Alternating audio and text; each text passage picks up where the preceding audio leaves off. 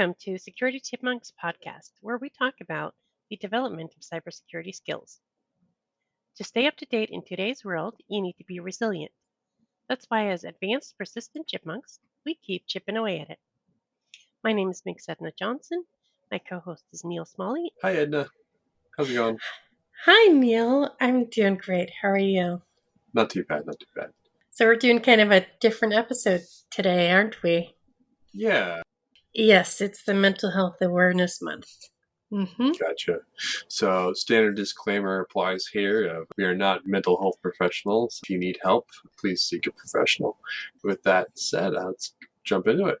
All right. Yeah, so with this pandemic, it's been really hard for people. So I wanted to kind of talk about ways that you can work towards a better mental health and having better balance in your life. One concept that really helps me is called it's a concept of spoons. So the spoons are the amount of mental energy that you have, and this kind of just gives language to people who are dealing with depression or other mental health illnesses to be able to express like how much they have to be able to get through the day. So this spoon theory, and for people who have chronic illness, they call themselves spoonies. This is just how much they're able to contribute to their day. And depending on their level of wellness, they'll have more spoons for a day than others. So if you're having a great day where you're feeling good, this also works for like chronic illness if you're having pain and so on. So if somebody who's dealing with pain, they have a low pain day, they have more spoons to be able to get stuff done. But if they're having a high pain day, that pain takes away their spoons. So their spoons are being taken up by dealing with the pain. So for somebody that's dealing with depression, if you're having a really difficult, depressing day, you might not have a lot of spoons. So you might not be able to get through, and it's more challenging to get through the daily activities, like taking a shower, brushing your hair, eating, making sure you're drinking water and taking your medicine. So it just depends on your level of wellness. Interesting. Mm-hmm. Have you ever heard of it? Yeah, I have. I also think another way to think about it, for me, is like I like video games, right? And so a lot of them will have something like a stamina meter or something like that. And so you can only run for so long before your stamina runs out. Or maybe you're going through like mud or something, and your character's not going to be able to run as fast because they're going through mud. So like an example of that would be like, okay, maybe I don't do so well in crowded social situations. Maybe I can sprint faster with a full stamina meter, but I'm going through mud and my stamina meter's tapped out. I'm going to be at a very slow pace. So it really depends on, how much energy have I burnt through already and what kind of terrain am I going through. Right. Yeah, so that's a good comparison with when you're dealing with mental health issues. Like you're stuck in the mud and you're trying to get your brain on track, but serotonin and dopamine are low. So one way that I deal with bringing up my serotonin or dopamine throughout the day, I have a box of fidget toys at my desk. So I will pick something up and I'll start fidgeting with it as I'm trying to work through things, and that helps me fight off it both helps me focus and also helps me with bringing up that dopamine and feeling better throughout the day. Do you have a favorite one? This flashlight thing, it has a magnet, and so when I pull off the end, and then it clicks back in. It does sound very satisfying. Yes, it's got a very satisfying little click when it finds its home. So it's not really meant as a fidget toy, but it has made its way into my fidget toy box. So, Gotcha. Yeah, I have a number of different ones. There's things like beaded bracelets that are fun for me, and then there's silly putty's good, but I really like what's kneaded rubber erasers. So like in the art aisle of like your office store, you can find kneaded rubber, and it's a little less messy than silly putty. I found it's like doesn't stick as much, and you can play with it like Play-Doh is not necessarily as messy as Play-Doh or silly putty or something like that. That can be really fun. Nice. Yeah, excellent. Those are excellent ideas. So the way I discovered the fidget toys was there's an organization called Mental Health Hackers, and at conferences they have a room where you can kind of go and just relax. So it's very nice. You go and play with fidget toys. They have fidget toys across all the tables. They have coloring books. Depending on which conference you go, they have kind of different things. But one of the things they have is like a pool filled with Orbeez. Oh, wow. Yeah. So like a for people who don't know, that's like the kind of bead thing that expands in water or something. Mm-hmm. Yeah. They're great for watering your plants. Oh, if you have Orbeez, they because they absorb all the water and then over time they dehydrate. So if you're bad about remembering to water your plants, put a bunch of wet Orbeez on your plants and it will over time water your plants. So so mental health hackers, they're bringing awareness of mental health issues in an industry where you deal with a lot of stress and burnout. So I think they make it more acceptable to talk about mental health issues by bringing it to the conferences and like, hey, we can talk about it. It's okay. So I think they're very cool. Great organization. I definitely think it can be intimidating to ask for help. And it's not always easy to get help, especially with our healthcare system. But I think just even taking that first step, if you have family or friends you can talk to, being able to ask for help when you need it and not try to do everything on your own. As I know a lot of people just, like myself included, try to just go along and do everything on our own, and I feel completely swamped and overwhelmed when you don't necessarily have to do that. And you can get help, friends, family, mental health care professionals. I mean, it's not going to be all instant fit. Nothing's like an instant fix or anything. It takes a lot of work. Yes. But you're not necessarily going to, get the right help from, the first person you come across, right? You have to be, it's kind of like looking for a job or anything else. You have to evaluate if it's going to work for you, because not everybody is the same. Yeah, absolutely. Yeah. So what are some of the tips that you have for dealing with if you have the blues or the sads? So it can definitely be easy to overdo it on things. Chocolate does help to some extent, but that's only part of the picture. Yeah. Seeking out professional help. Some people just need medication because their bodies just don't make enough of the right chemicals or whatnot. That's not something I really have experience with or would want to even go into, because I just don't have that professional knowledge, right? But it's definitely, if you think you need that, something you can talk to your doctor about or something. As far as tips go, like there's different, again, it really depends on the individual. But there's a number of different things you can do. Some things that have helped me is, one, I deleted Facebook for starters. That eliminated so much stress right there. But then really just notification fatigue or alert fatigue. I know there's some roles that it just doesn't allow for it. It's like you have to always be on.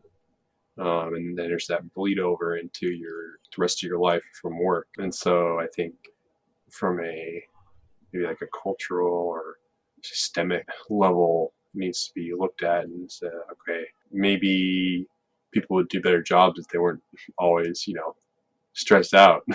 Maybe we could do this better. have a better shift system or something. But yeah, it's definitely not always easy. Any way you can like cut down on the amount of interruptions, because I know that we have like a limited amount of decisions processing to deal with decisions every day, and every little interruption does not help with that. At least that's my anecdotal experience with it. I've reduced my notifications on my phone. My phone used to be the source, one of the greatest sources of stress. Nowadays, I pretty much only have a notification on if it's an alarm or if it's a phone call. So doesn't mean I don't get other stuff. I just don't have it audible. So I set specific times throughout the day to check and get back. So usually it's within a 2-hour time frame, every 2 hours or so, that I am able to check, and that way I don't miss something important. If it's something super important, it's either going to be a phone call or it can wait, really.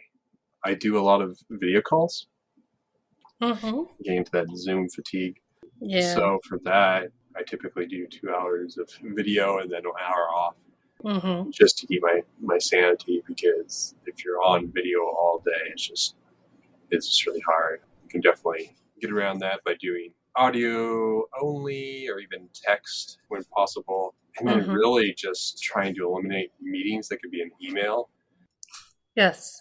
Slack and Discord and chat apps, that's still not technically asynchronous. It's more of real time. So there are other asynchronous parts that applications and programs and whatnot, even just as simple as a shared Google Doc or a ticketing system or any number of other options that you can work collaboratively with people, but it doesn't have to be necessarily in real time.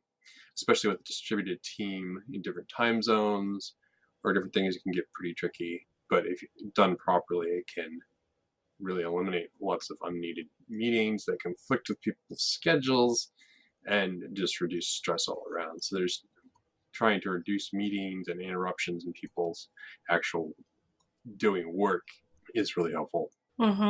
Yeah, absolutely. Something that I discovered rather recently is there's a therapist on TikTok, and she had a baby when the pandemic hit, and then she got postpartum depression, but she was not able to have her family there because they're all isolating because of COVID. So she had to kind of come up with her own way of doing things.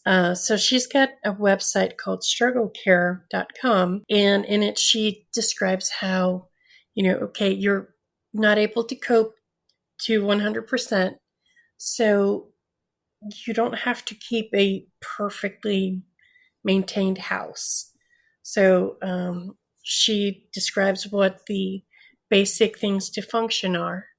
So you need to make sure you have clean plates and clean clothes, but your house doesn't have to be spotless. You don't have to have everything dusted. So she's got some great ideas there. There are worksheets that she's created, and she's got some resources on her website that really help with, if you're having a really deep depression, what would work for you. If you're having a really tough day, you can't shower. Okay, can you brush your hair? Can you, get a wipe and clean up a little bit and get yourself back to a more functional place so that you're taking care of yourself. You're making sure that you're the priority. You're nourished, that you're getting your, hydration, your food, and those that you take care of are taken care of. And then you can get back to that higher standard of living once you're better, but while you're struggling. She has it's morally neutral philosophy about cleaning. So if that helps some people. I have found that if I'm able to forgive myself for procrastinating something or not getting everything on my to-do list done, I'm much more likely to finish it up the next day than if I had spent all night guilt-tripping about it and not being able to sleep. So definitely it does help. One thing with regards to the pandemic that if people are having depression, one thing that I recommend checking on is your vitamin D levels. by staying inside for a whole year, you might not be getting your vitamin D, and lack of vitamin D causes depression. This is very true.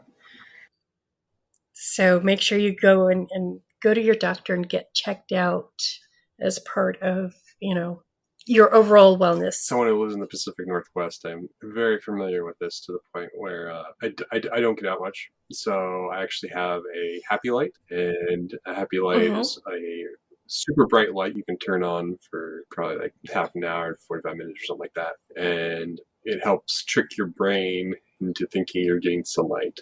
And so it actually does help improve my mood. So if I'm having a really bad time of things, for example, like in the winter or something when it's really dark a lot or overcast or whatnot, I can go with that. And then, of course, it'll also help with sleep. If your body doesn't know when your day-night cycle is, it can have issues with that as well. So that is also helpful there. So definitely use it when you need it. Also, being in a box, even in the Pacific Northwest, if you don't never leave your house, you don't get that green. So having plants can be quite the mood booster. Even just one or two. Absolutely. Just like a cactus or a succulent that doesn't pretty much ever need water or something. They're just just about my speed. Especially if you're struggling to do the basics, you don't want to be having to take care of a plant. So the low maintenance plants are really quite handy. You can always go fake plant, even having there's some pretty realistic looking fake plants out there that are can definitely be a mood boost as well. Absolutely. I have a little aloe plant. I love my little plant. I have managed to keep it alive. So I think we've covered a lot of things. Is there anything that we're missing? So I live and work in a room that faces the neighbors. So I have film on my window, and then I have a blackout curtain. So there's something called window-swap.com, and it lets me bring up video clips of other people's windows from around the world. So if I need to pick me up, I can just pop that up in my second monitor while I work and have a really nice view. Very nice. All right. Oh, and also pets. Pets can help you feel better. I really want a golden retriever, but that's on hold. I have 2 dogs already. There you go. We have 2 cats and a fish. Nice. We like to hang out together. And the cats don't eat the fish? No. It's, just another form of entertainment. That's like the big sliding glass doors. The birds like to come and hang out with the plants out in front of the windows. The cats will sit and watch. So every once in a while, I do actually get out of my room to go pet the cats. So it's definitely a nice break to go brew some tea and sit and pet the cats for a bit. I mean, and then at the end of the day, I think that's one of the key things is making sure to take enough breaks and let your brain rest. I mean, your brain is still going to be working on the problem. And oftentimes it'll be more helpful than just staring at your screen for another hour, banging your head against a wall. But let your brain work on in the background and be surprised at what it'll come up with. Yeah. So thanks for listening to the Security Chipmunks. And remember, if it seems overwhelming, just keep chipping away at it.